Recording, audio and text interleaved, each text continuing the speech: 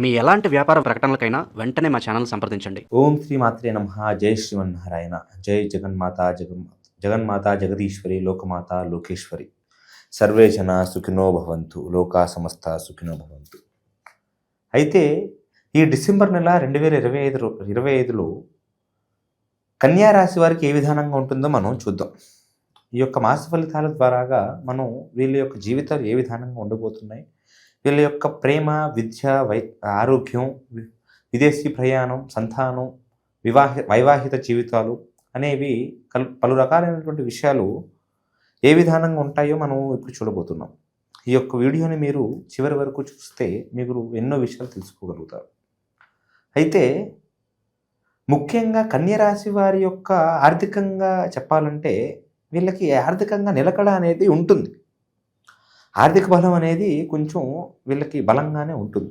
కాకపోతే వీళ్ళకి కొంచెం వీళ్ళు చేస్తున్నటువంటి ఒక ఉద్యోగుల ద్వారాగానో, వాళ్ళు ఉన్నటువంటి ఒక వ్యాపారం ద్వారాగానో, తోటి మనుషులతో వీళ్ళకి కొంచెం కొట్లాటలు, తగాదాలు, చికాకులు అయ్యేటటువంటి ఒక మార్గం అనేది కనిపిస్తుంది.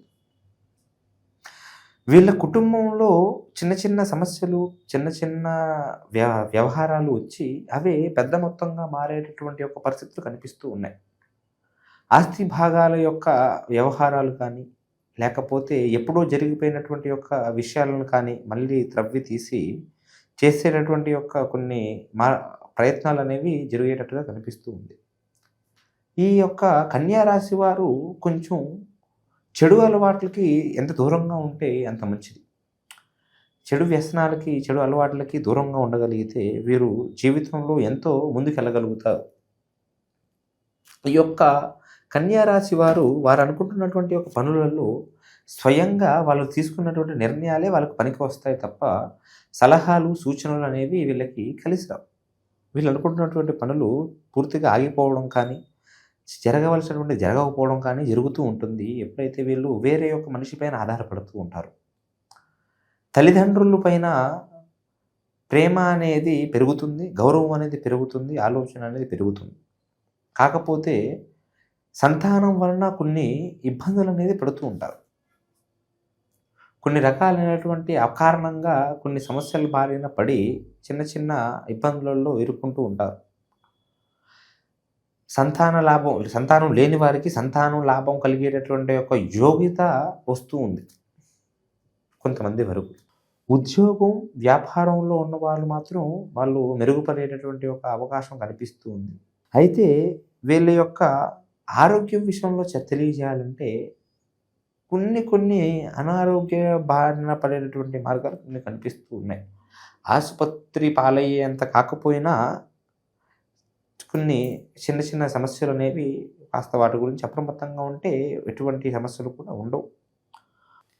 ఈ యొక్క రాశివారు ఎవరైతే వ్యవసాయంలో ఉన్నారో వాళ్ళకి వ్యవసాయ లాభాలు కూడా పుష్టిగా కనిపిస్తూ ఉన్నాయి ఈ యొక్క మాసం. అయితే భార్యాభర్తల మధ్య ఒక మూడో వ్యక్తి వచ్చే విధానంగా తెలుస్తూ ఉంది. కొన్ని రకాలైనటువంటి యొక్క సమస్యలు కూడా మూడో వ్యక్తి ద్వారాగా, అది స్త్రీ కానీ పురుషుడు కానీ ఎవరి వల్ల అయినా కానీ ఒక మూడో వ్యక్తి వలన వీళ్ళు కొన్ని సమస్యల బారిన పడే విధానంగా కనిపిస్తూ ఉంది. వీరు చేస్తున్నటువంటి యొక్క వృత్తిలో కానీ, పనులలో కానీ, ఏదో ఒక వాళ్ళు చేస్తున్నటువంటి వ్యాపారాలలో ఒక నెక్స్ట్ లెవెల్కి వెళ్ళేటటువంటి మార్గం కనిపిస్తుంది.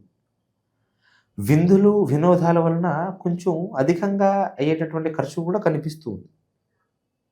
ప్రయాణాలంటూ పెద్దగా ఏవి కనిపించడం లేదు, దైవ దర్శనాలు కూడా ఏవి కనిపించడం లేదు. అయితే వీళ్ళు కొన్ని పనులు చేసుకోవడం వలన వీళ్ళ శత్రువుల నుంచి వీళ్ళు విమోచన జరుగుతుంది. ఆ పనులు నేను తెలియజేస్తాను. శత్రు బాధ అనేది కొంచెం పెరిగే విధానంగానే కనిపిస్తుంది. శత్రువుల వలన కొన్ని అనుకోరానటువంటి ఒక అపవాదాలు కానీ, నిందలు కానీ, అపనిందనలు కానీ వీళ్ళు భరించవలసినటువంటి సూచనలు తెలుస్తూ ఉన్నాయి. వీళ్ళు ఎప్పటి నుంచో అనుకుంటున్నటువంటి పనులు కొన్ని ఆలస్యమైపోతూ వస్తున్నటువంటి పనులు కొన్ని ఈ యొక్క మాసంలో పూర్తయ్యే మార్గం కనిపిస్తుంది. వీళ్ళకి ఒక అశుభ వార్త వినిపించే యోగం కనిపిస్తుంది. బంధుమిత్రులలో కొన్ని అనారోగ్యాలు, కొన్ని కష్టాలు, మీ పైన ఆధారపడినటువంటి యొక్క వ్యక్తులలో కొన్ని సమస్యలు కనిపిస్తూ ఉన్నాయి బలంగా. మీరు దీంట్లో నుంచి బయటపడవలసినటువంటి విషయాలు ఏదైనా ఉన్నాయంటే అది మీరు చేసుకోవాల్సిందంతా కూడా ఒక శుక్రవారం రోజున ఒక అమ్మవారి టెంపుల్కి మీరు వెళ్ళి, మీ దగ్గరలో ఉన్నటువంటి ఒక అమ్మవారి ఆలయానికి మీరు వెళ్ళి తలస్నానం చేసేసి ఒక కొబ్బరికాయను కొట్టేసి మీరు ఒకటే మంత్రం, సర్వపాప విమోచని అనేటువంటి ఒక మంత్రంతో 3 ప్రదక్షిణలు చేసేసి అనుకుంటూ, ఆ యొక్క మంత్రాన్ని అనుకుంటూ 3 ప్రదక్షిణలు చేసేసి ఆ కొబ్బరికాయను కొట్టేసి ఆ యొక్క ఆలయ ప్రాంగణంలో ఒక 5 నిమిషాల పాటు కూర్చొని మీ మనసులో ఉన్నటువంటి యొక్క ఆవేదనని, ఆలోచనని అంతా కూడా పూర్తిగా అమ్మవారి దగ్గర చెప్పుకోండి. ఆ అమ్మవారు మీ యొక్క సకల సమస్యలకి పూర్తి పరిష్కారం తెలియజేస్తుంది శుక్రవారం రోజున. అయితే ఈ యొక్క కన్యా రాశి వారు ప్రేమ వ్యవహారం గురించి తెలియజేయాలి. మనం ప్రేమ వ్యవహారం గురించి మాట్లాడినట్టుగా అయితే ఈ యొక్క ప్రియురాలు కానీ ప్రియుడు కానీ కొంచెం మీకు దూరంగా అయ్యేటటువంటి ఒక మార్గాలు కనిపిస్తూ ఉన్నాయి. మూడో వ్యక్తి వలన, ఎవరో ఒక మూడో వ్యక్తి ఎంటర్ అవ్వడం వలన మీరు కొంచెం దూరం అయినటువంటి మార్గాలు కొన్ని కనిపిస్తూ ఉన్నాయి. కాబట్టి దాంట్లో అది మీరు ఎన్ని రకాలుగా ఆపుదామనుకున్నా ఆగేటటువంటి ఒక పరిస్థితులు, సూచనలు అనేవి ఏది కూడా కనిపించడం లేదు.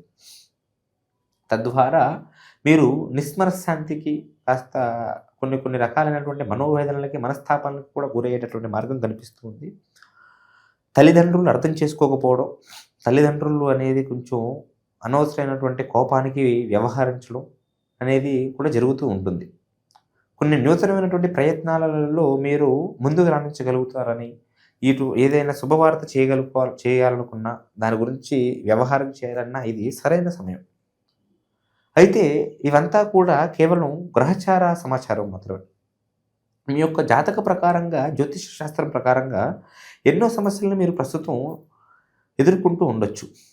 ప్రేమ, ఉద్యోగం, విద్య, ఆరోగ్యం, సంతానం, వైవాహిక జీవితం లాంటి పలు రకాలైనటువంటి సమస్యల నుంచి మీరు పూర్తి పరిష్కారం పొందగలగాలంటే ఒకసారి మీరు కింద కనిపిస్తున్నటువంటి యొక్క నంబర్కి సంప్రదిస్తే నేను మీతో డైరెక్ట్గా అన్ని విషయాలని తెలియజేస్తాను.